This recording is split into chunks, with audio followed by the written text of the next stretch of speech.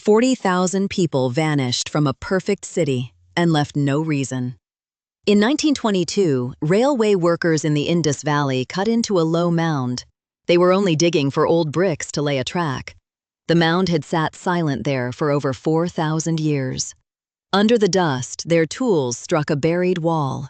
They followed the wall, and it became a street. Then a second street crossed it at a clean right angle. Below them, dark and buried, lay a city no one remembered. Layer by layer, a lost metropolis rose out of the ground.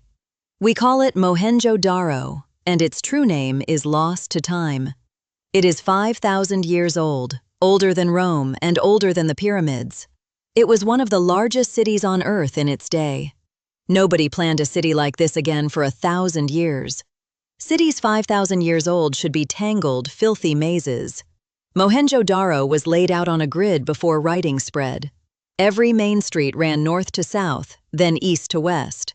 Stand at one corner and you can see clear across town. The streets were even oriented to catch the seasonal wind. Blank outer walls faced the road for privacy and shade. The blocks were sized and squared like a modern plan. Main avenues ran nearly 30 feet wide, straight as a rule. Narrow side lanes branched off them at ordered intervals. Someone drew this whole city before the first brick was laid. Run your hand along the wall and the bricks feel machine-made. They are not machine-made, but everyone is the same size. Across the whole city, the bricks share one exact ratio. 4 parts long, 2 parts wide, 1 part tall, everywhere. The same ratio turns up in cities 400 miles away. Someone standardized construction across an entire region. Then archaeologists found the drains, and the scale shifted. Covered sewers ran beneath nearly every street in the city. Clay pipes carried waste out of private homes. Each house connected to the public line under the road. Rome would not match this plumbing for another 2,000 years. There were inspection holes so workers could clear a blockage. The waste system was designed, maintained, and covered over. Many homes had a private brick bathing room. Some even had a seated toilet draining to the street. This is indoor plumbing, 5,000 years before we called it that. Under the streets, they counted the wells and stopped. Around 700 wells fed running water through the city. Almost every household could draw clean water nearby. No ancient city on Earth had water like this. The bricks were shaped as curves just to line the shafts. Grooves worn by ropes still mark the old well rims. Day after day, thousands hauled water up by hand. Lean over the rim and cold air still rises from the dark. At the center, they uncovered the Great Bath, a sealed pool 40 feet long, watertight for 4,000 years. They lined it with brick, then sealed it with tar. The tar came from far away, hauled in on purpose.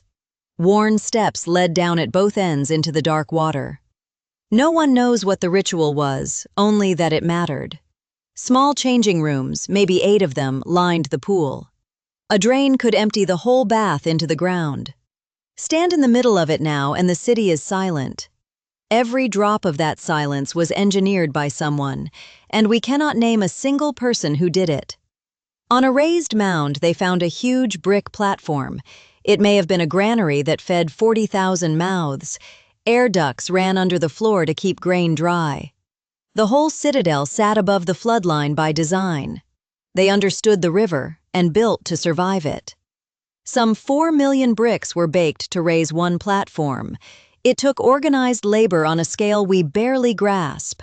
Then someone noticed what the city did not have. No palace, no throne room, no royal tombs at all. No giant statues of a god-king watching the streets.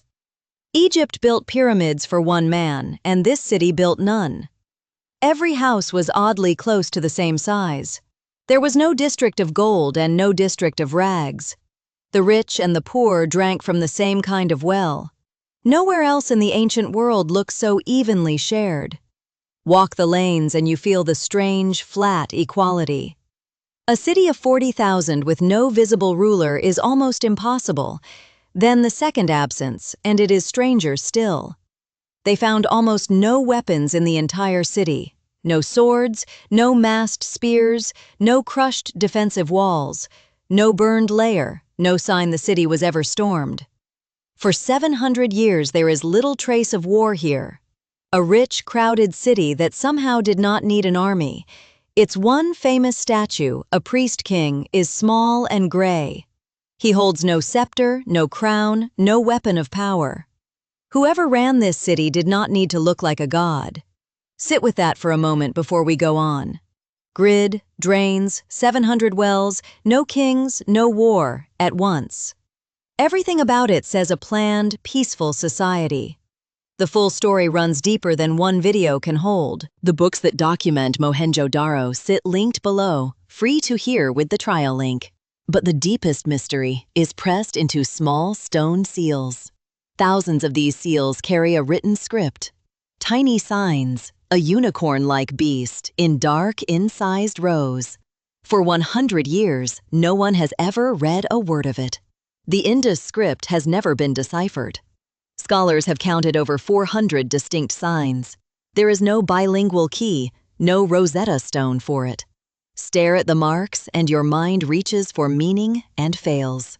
Most inscriptions are only 4 or 5 signs long, too short to crack, too many to ignore. They may be names, or trademarks, or prayers. Whatever they say, they have kept the secret for 4,000 years. We do not even know what language they spoke. Computers and code breakers have all failed to crack it. The signs run right to left, and that is nearly all we know. Their voices are sealed inside marks we cannot open. Yet we know they traded far beyond the river.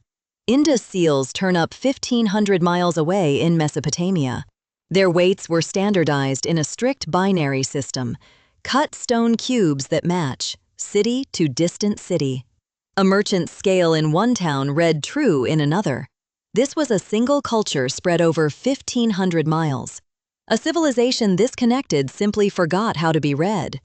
And then, the strangest fact of all. The whole civilization slowly emptied out. Around 1900 BC, the great cities were abandoned. No invasion is recorded, no single disaster, no final battle. The people did not die in a heap. They walked away. The drains silted up and no one cleared them. The wells filled in and the grid faded under dust. Later huts were thrown up crookedly over the old grid. The careful planning was simply forgotten by those who stayed. Picture the last family shutting a door they never opened again. Writing itself was abandoned and forgotten across the region. A society that could plan a city forgot how to keep one. Some blame the river, which is known to have shifted its course. The Indus may have moved, starving the fields. Others point to drought that lasted for generations. A monsoon that failed could empty a city without a war. Perhaps trade routes collapsed and the wealth drained away. Perhaps disease moved through the crowded lanes. Every theory holds a piece, and none holds the whole, but none of it explains the silence that followed. Why did no one come back and rebuild the grid? Why was such careful knowledge simply allowed to vanish? We cannot read their name for themselves. We cannot name a single king or priest or builder. We cannot say what god, if any, they served. We cannot explain how they held 40,000 people in peace, and we cannot say why they finally let it all go. Here is what makes Mohenjo-daro so hard to forget. It is not a pile of rubble hiding a lost temple. It is a working city, engineered for ordinary life. Not a tomb, not a temple, but a place people simply lived.